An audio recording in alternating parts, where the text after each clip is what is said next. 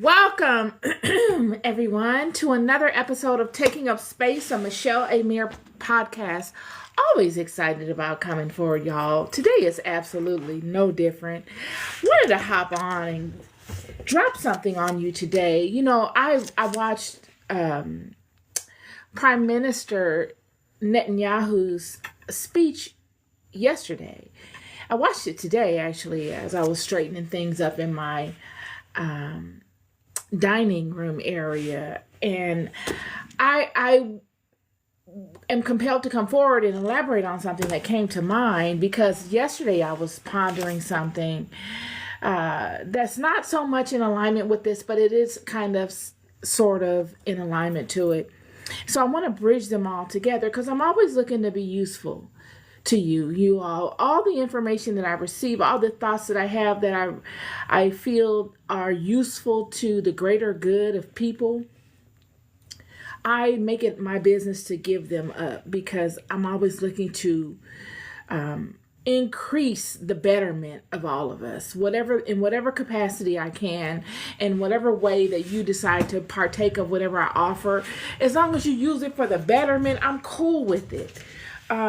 Because they've been things that I've earned the hard way.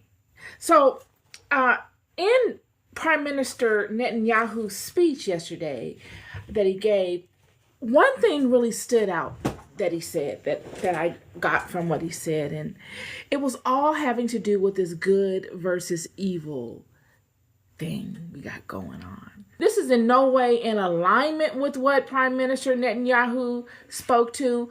I am an observer just like you all. This good versus evil thing has been going on for a long, long time. We've been dealing with this good versus evil for an extreme amount of time. And it seems as if we are at a point now where we've gotten very familiar with the characters, I don't even know if the characters are a fair term to label it as, but we're familiar with these two labels, good versus evil. And we're familiar with the whole battle between these two forces. We've seen through generation and through history how the battle between good versus evil has been ongoing. I mean, it's never ending. It seems as if there's no end to it in sight and there's no way of stopping it. And I want to speak to that today. I want to speak to a couple of different things that I think many people can benefit from. And I'm going to use my life experiences as an example, and testimonies maybe, or even just thought processes that I've been able to come up with through activities that I've had in my life that are in support of this. It has been said recently in the news media that it's not enough to be moral, just, or right. It's been said that. I was watching social media this morning and I saw a speech where they were speaking to it not being morally, it's not enough to be moral, just, or right. And I thought, okay, I can get with that. I can understand that. Where most people would not align to that, I can dig deeper into the core of what that is saying and align to that. It's not enough to just be right, to have a right, to feel as if you're right about something and allow that feeling to sustain you. It's not enough. It's not enough to believe that, okay, this is morally correct because this is what I've been programmed to believe the entirety of my life. And they say this is what God says and it's moral. So we're going to align to it. And this is going to be enough to sustain me. It's not enough to be just, to be fair, based upon your perception of the situation, and to establish your level of fairness, to establish your level of fairness in that situation.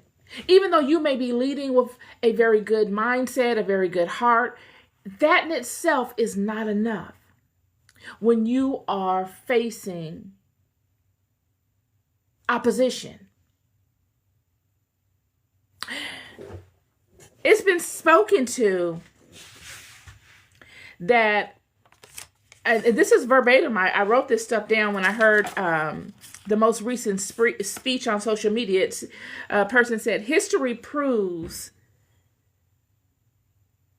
that Jesus has no advantage over Genghis Khan. Jesus has no advantage over Genghis Khan. Because if one is strong enough, ruthless enough, powerful enough, evil will overcome good. I want to get to this. I just spoke to how I heard on social media that it's not enough to be moral, just, and right. I want to focus in on that before I get into the whole Jesus aspect. Moral, just, and right are all subjective terms, y'all. What is morally correct for one group of people? What is right to me? What is just to me may not be the same thing to you. Yet you may stand with the same level of conviction within you in defense to what you deem morally correct, what you deem just, and what you deem as right. If there are two individuals consistent and stable in their ideal, their idea, their philosophy on what is morally correct, what is just, and what is right, who is the victor? I said this. How does one determine the victorious party? Who prevails? And at what level do they prevail? What judicial branch does one depend on to decide the victorious party when entangled in such a scenario? It is righteousness. It has nothing to do with alignment at this point. Surely alignment gives the righteous ultra powerful gifts. But at this point, at this junction, where you have two people that regard two separate philosophies, that are both standing in the defense of their philosophies, that they see moral, that they see just, and that they see right. Who prevails? Is it the sweat of the brow? Will you outwork me? Is that how you will defeat your opponent? Will you outnumber me? Is it a numbers thing at this point? Will you outnumber me and that's how you prevail? Will you intimidate me? Is it a will thing? Will you use your internal will to intimidate me and break me by that? I'm here to tell you it's none of those things. It is righteousness. It is the internal aspect of the heart that sings the melody of the song in which you proclaim. It sings your life song. And it is this aspect that when looking to make a determination, it determines by the song of the two that are standing before it. And if that song, each of those two that are standing there, each of their song is level, then what does it do?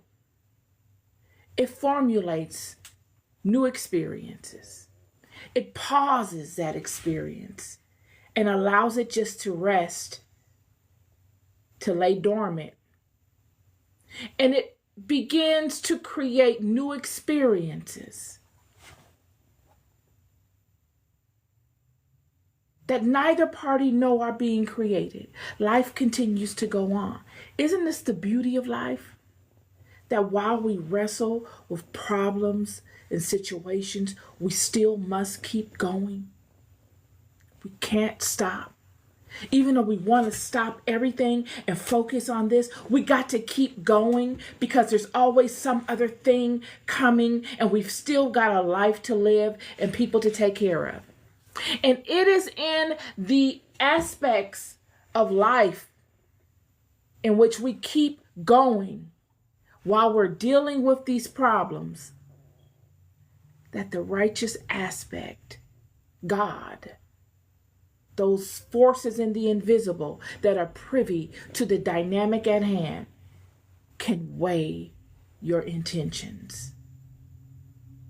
They look to see what you do as a norm when posed with these same problems that they are holding in the balance. How do I see what you do? What would you do if you were able to do this all over again? How would you do this?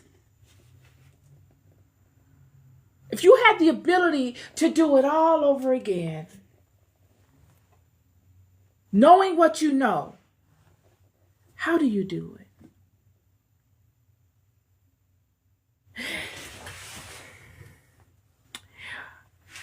History proves Jesus has no advantage over Genghis Khan.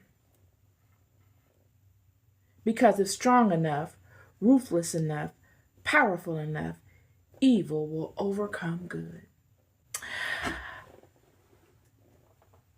Genghis Khan was a very interesting person. He was the king of the whole Mongolian Empire. He was a terror to the people, his people, and all the nations that he came amongst. To even hear his name wreaked havoc in environments. He had a terrible reputation. He was worse than any Assyrian you ever wanted to see. Yet Genghis Khan was formed this way. He was formed this way through trauma inflicted upon him throughout his life, from the time he was a very young child all the way through his adulthood. He was berated with betrayals, deep betrayals. His father was the structure within the community that he lived in, the high-ranking person in the community, and he's betrayed by some people, and he then is unalived, and he leaves his family fatherless, his children fatherless, and his wife husbandless. And because he's gone, the people in the community, he was the head of the community, they abandoned the entire family, left them.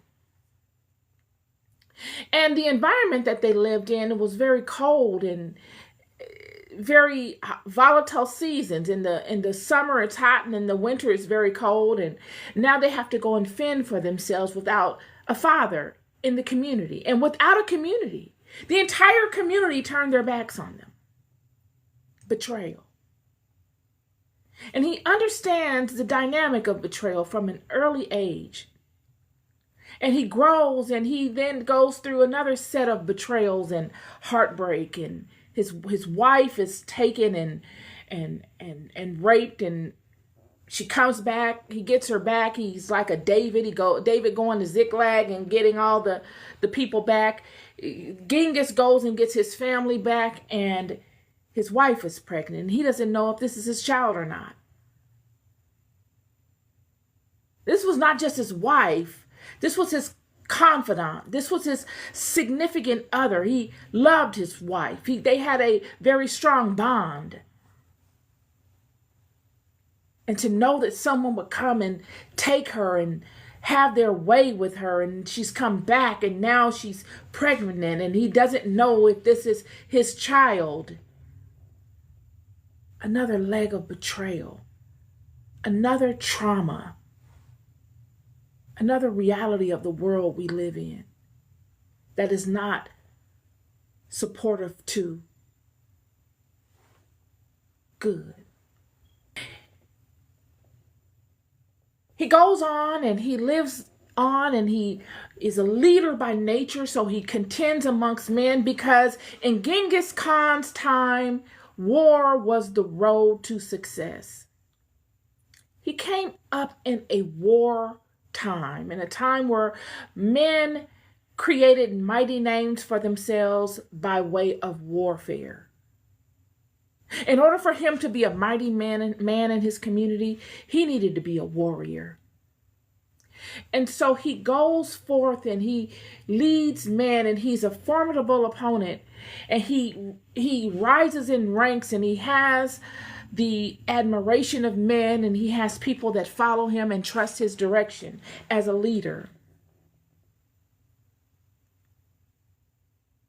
And he has a best friend that a confidant from the time he was a child, that now eventually will become an enemy. And he understands this dynamic of life, another form of trauma. He becomes enslaved. He's a slave now. He's been conquered. He's enslaved for over a decade.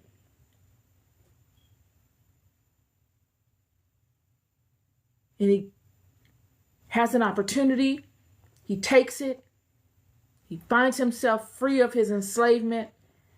And the rest is history. He becomes the worst dictator, one of the top 3 in history. Yet he would use the experiences from his own personal hell to cultivate his outlook on life. And they would forge the way that he would create his environment. He would not align to the standard methods of operation that most people would align to in forging his army. He didn't forge his army by alliances through family. Your dad was a mighty man of valor. His son is brought up into the fold. He didn't do any of that. Why? Because he did not know that.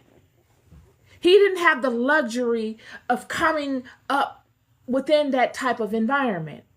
He saw the total opposite of that. He saw the life of one that does not have that type of sustainment. He was one to experience a life of deep betrayal. People that he thought he could trust and he would speak highly of, and that he could put all of his attention and all of his faith in, he would see in his own life would betray him. They would turn into his most formidable opponents, all because of what they knew of him. So when he created his armies and how he broke them all down into different ranks, they were not through inheritances per se. They were through activity. They were through loyalty by way of what each person did. He was able to implement strategies in war communities that he wished he had when he was coming up in those communities. So when you hear the term Jesus has no advantage over Genghis Khan. That's very interesting. Because Genghis Khan will see himself moral. He will be able to legitimize his thinking by way of his actions. Not by way of a philosophy that someone told him, but by way of what he saw in his own life, through his own experiences. Genghis Khan would see himself just. He would see himself a very fair person. Surely all of that which he did, someone looking from the outside in would see as deeply unjust. But when you expose yourself to the experiences that he had and the intricate details behind the decisions he made, you will see how he could legitimize them and consider them just. Genghis Khan will see himself as doing the right thing. It wasn't as if he went out and picked with innocent people. He warred with people that were warriors just like him. They were both committing the same level of sins, if you want to call it that. They all had the same history of committing these types of sins. So none was greater than the other. It was a dirty game that they all were intertwined within. None dirtier than the other.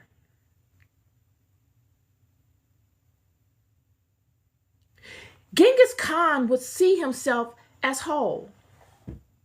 And Genghis Khan would be led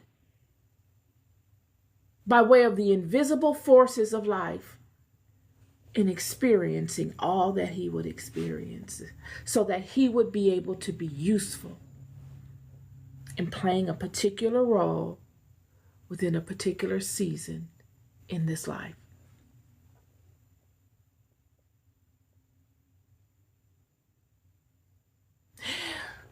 When you equate the two, Genghis Khan versus a Jesus, Jesus comes forth with the same level of passion.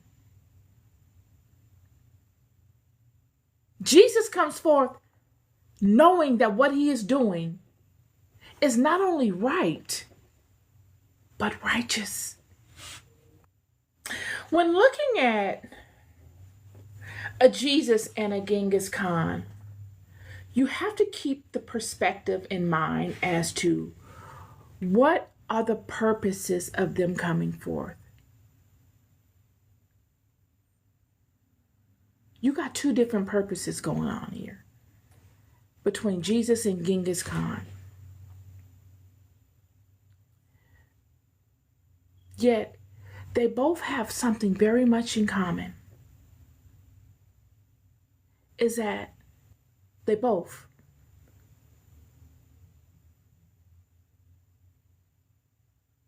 dealt with their own personal hell. This is what allowed them the mindset that they had. It allowed them to see life in a way that they never could have seen it otherwise. It is the personal hells of our lives. The rejection, the stalking, the betrayals, the fear, all of it that allows a person to go within their own selves, within their own kingdom,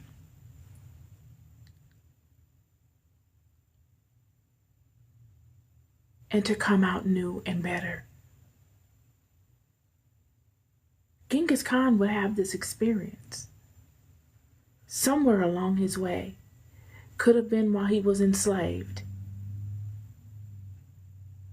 Could have been when he was a child. Where you gather all of the data from your experiences, all the pain, the reality, all of the naysayers, all of the talk, all of the shame, all of the fear, all of the sadness, the total scope of it, and how it has affected both your life and the lives of others, and how you look to the world and how the world sees you. The rawness of this changes you. It strips away the facade. This same thing would happen to Jesus. Jesus would come and would give monumental gifts by default. But it would be the betrayal. It would be the stripping away of the facade if he had it.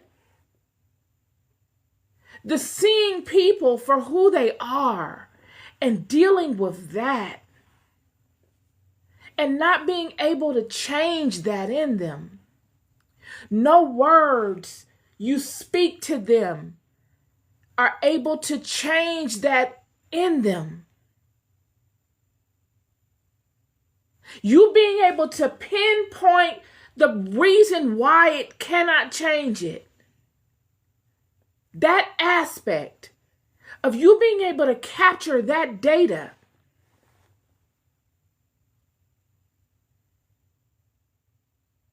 is reason enough for his manifestation.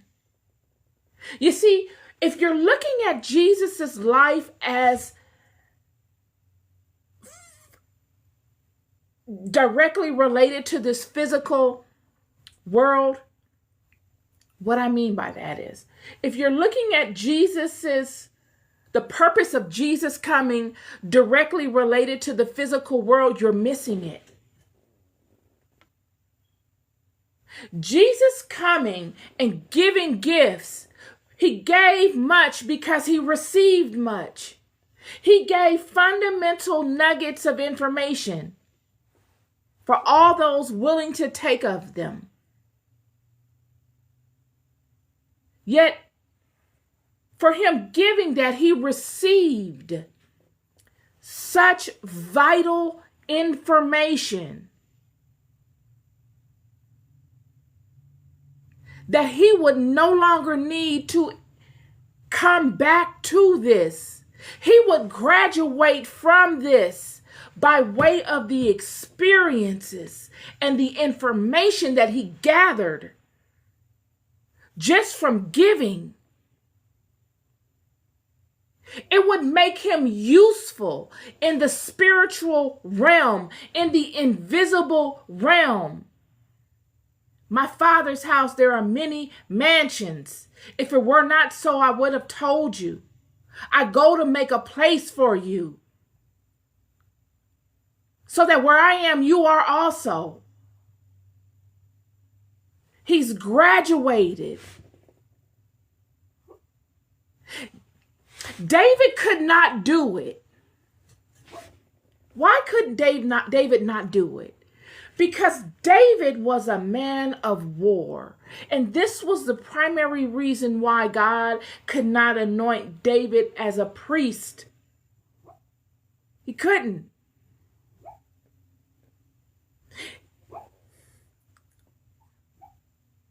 This was why God could not allow David to build his house. Because if strong enough, ruthless enough, powerful enough, evil will overcome good. It will. Evil will work day and night to overcome good, friend. But evil can never overcome righteous. There's a difference between good and righteous. Good is subjective. Your enemy may be able to justify the wicked that they do and consider it good. Good is subjective to perspective. But you cannot manipulate righteousness. Righteousness, friend, is not subjective. It's the law. It's the law that we're all bound to. Thank God. It is the foundation of it all. Everybody has to align to the law. And if you don't align to the law, you are outside of the law. Point blank. This is the part. It is purpose that we must look at when we decide if one has prevailed or one has lost. Because surely the world can create another Genghis Khan. We see in the world today much trouble and much turbulence going on in the world amongst men and women. It would not fool any of us or surprise us one bit for there to be a Genghis Khan come about. There have been somewhat many of them in the past that have mimicked some of the activities that Genghis Khan exemplified, or that Genghis Khan acted upon. Let's just say that.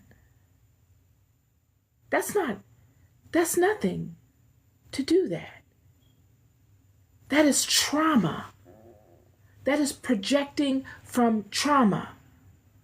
That is creating an environment in the world based upon traumatic experiences that you've had. Aggression will overcome moderation. So you have no choice but to be like them. I wrote this down because I thought about it. When you have all these things stacked up, it makes you feel like, okay, I got to go fight fire with fire. I got to go and do this like everybody else. This was the problem that started in the garden. If you don't create weapons of war and your neighbors and everybody else has them, all they're going to do is come upon you and attack you with these weapons of war. It became the lifestyle. It became the norm. Regardless of how good of a person you are, regardless of how righteous you were, even the righteous need a weapon.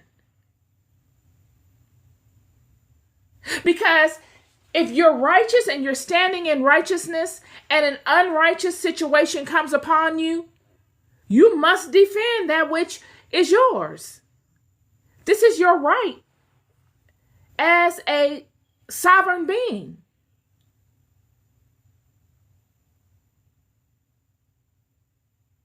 After you get beyond good and evil, when you go to righteousness, when you stand at the feet of righteousness, and one comes upon you, looking to infringe themselves upon you, and in no way am I taking any stance on any kind of political situation or world event. I'm not making any alignment at all to that. I'm speaking to biblical perspectives, and I'm speaking to righteousness and as a foundation to that, and how it shows itself in many scenarios that we experience in life, regardless to good or evil. If each person manages their own kingdom and aligns properly and stands in their own level of righteousness of God, when that which is foreign comes upon you, you have every right in the world to protect yourself. You have every right in the world to put up barriers of buffers and boundaries so that you establish space and a demarcation point between you and them. And if those areas or those points of interest are crossed, you have every right to defend yourself with whatever level of weaponry that you have. Adam and Eve had already learned how to create weapons. The job had been done. The information had been given. Now it's time for them to iron out how they use these weapons. It's time for them to iron out at what level do they go to in invoking these weapons for defense. They would work out, do I defend myself only with these weapons? Oh, okay, I can do that. I use it in defense. I could also use it being an aggressor. I can also use it in establishing dominance over people that are weaker than me or people that haven't done anything to me. They would need to work all of these things out. And they would. Because we would arrive at the place that we are today, where all of us know right from wrong. Yet we all haven't evolved within our own selves to stand in the righteous component that is within us. Many of us block that component, and we look to be the aggressors or the people looking to harm others for selfish gain. And those others would use the same weapons to protect themselves from those that are looking to encroach. Good versus evil, yet they all bow to the feet of righteousness. They all must bow at the feet of righteousness. You've got to get to a point where you have created an environment within your own self that you hold your own self accountable. At this junction, it is each and every one of our responsibilities to hold ourselves accountable. Not worry about what somebody else is doing over here, not getting caught up in the he say, she say, and trying to judge people off of criteria that other people are giving you without knowing if they're jaded or if they're factual. But allowing yourself to stand in the creation in which God created you, that righteous creation, so that when you hear that information, the righteousness within you sifts it, and you are able to come to a knowing of the truth of it through the alignment of God within you. This is the resistance. This is the resistance that you will need to keep the enemy at the gate, so that no matter how many come, they stay at the gate. It is the righteous aspect. It is not by will, friends. It is not by might. It is by love that will keep the enemy at the gate. And it all starts with building up your own internal kingdom. At this point, the war we all fight is mental. We can go through all the great books that have come and gone, Solomonic magical books. I know many people would get on Amazon and order all these books, and you think that's going to solve your problem, and you get you a candle, and you get you a pentacle or a pentagram, and you do all this kind of stuff, and all of those systems are great. but they were useful in a particular season that has come and gone. Surely remnants of them are still holding power, and you may be able to see some sort of result from them. Everything has its season. This is why I did the podcast on it yesterday. Everything has a season, friend.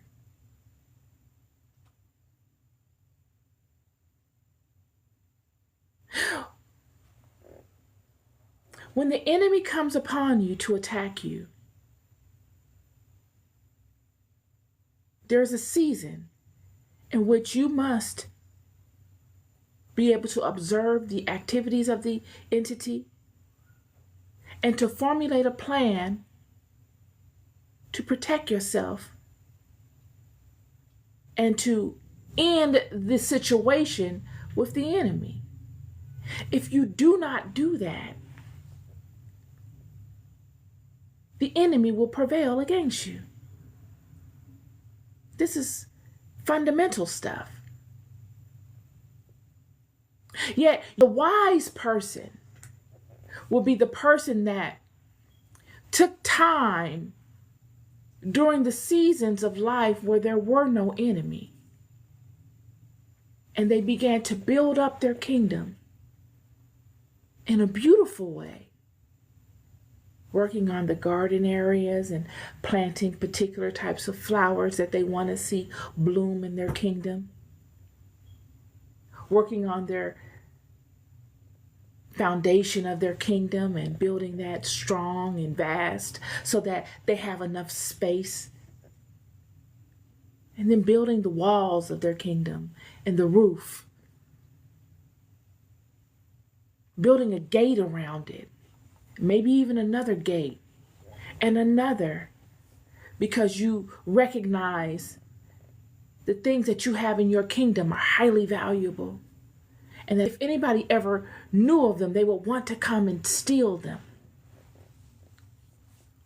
So you build up firewalls of protection, buffers upon buffers upon buffers upon buffers around your kingdom to protect it. And then you begin putting furniture in your kingdom, things that will allow you comfort, things that will strengthen you, things that allow you to have peace and to find rest within your kingdom and solace and happiness within your kingdom.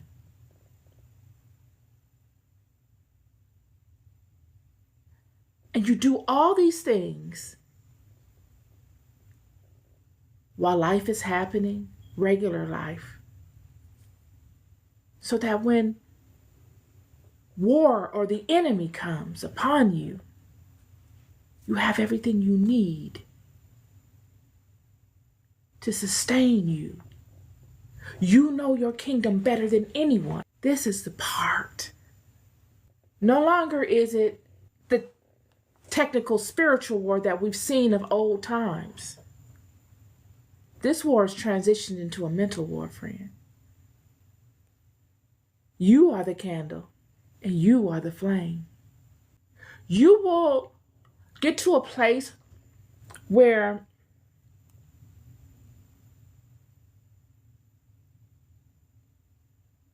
you will turn your opponent by hope, because that's what they need. Every last one of us will be turned by hope. I know it sounds ridiculous, but at the end of the day, even the mightiest of us sit and can acknowledge that that is true. And they can acknowledge it with a frown on their face, but it is the fact. You turn your opponent with hope. Why? Because we're all bound to the same stuff. We're all judged by the same law.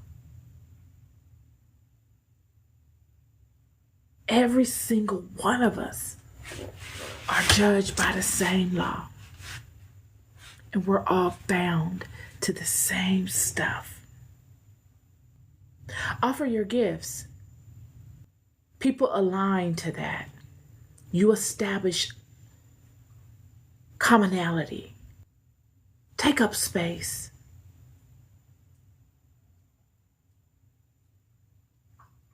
Lead from the heart.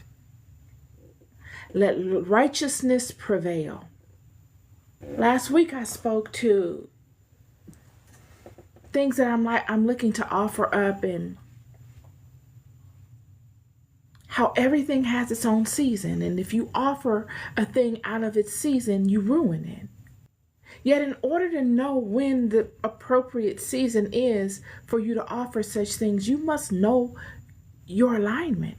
You must know yourself. There will be no navigational sequence to direct you. You'll be waiting for somebody else to tell you what you should be doing. And that's the worst place you could ever be in this life. Strengthen yourselves. Get to know you, the real you. Program yourselves. And in doing so,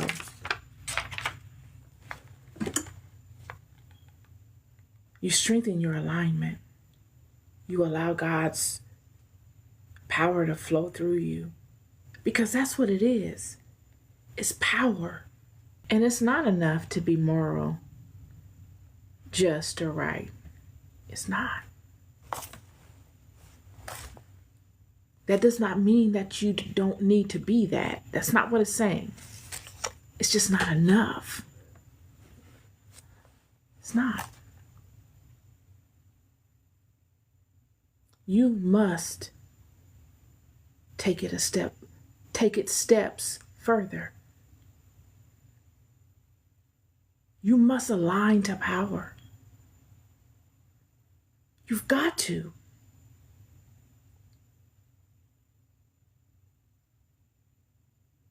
And in order to align to power, you've got to be righteous. It's a systematic thing here. There are contingencies established within this thing that you must meet in order to partake of it. Because if strong enough, ruthless enough, powerful enough, evil will overcome good, but it can never overcome righteous. It can. And I know it seems like it can, and I know people want it to be like that, and that's terrible, but it cannot. It has been my time in hell that has led me to come forth new. It was my time in hell. It is the hellish places of life that have granted me the most power. The good places, the easy places didn't do anything for me. They weakened me. Because if strong enough, ruthless enough, powerful enough, evil will overcome.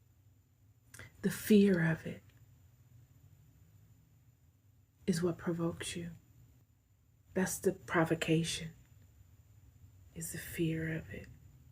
The only reason you're afraid like that is because you're not holding on to anything of substance.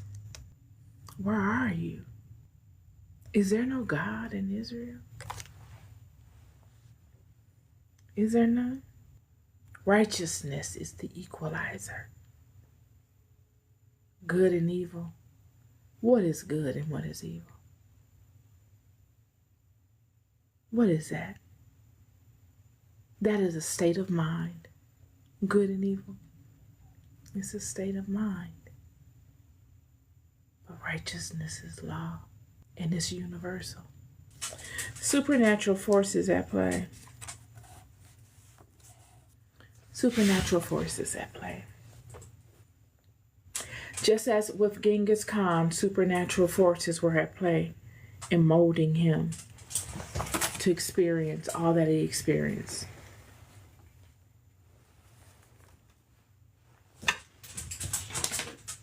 They molded his life experiences so that he would have the mindset in which he had to play the role in which he played. There are supernatural forces still at play today. Same game, different players. You're loved more than you'll ever know. I'll never stop telling you. Be good to yourselves and be good to one another. Peace.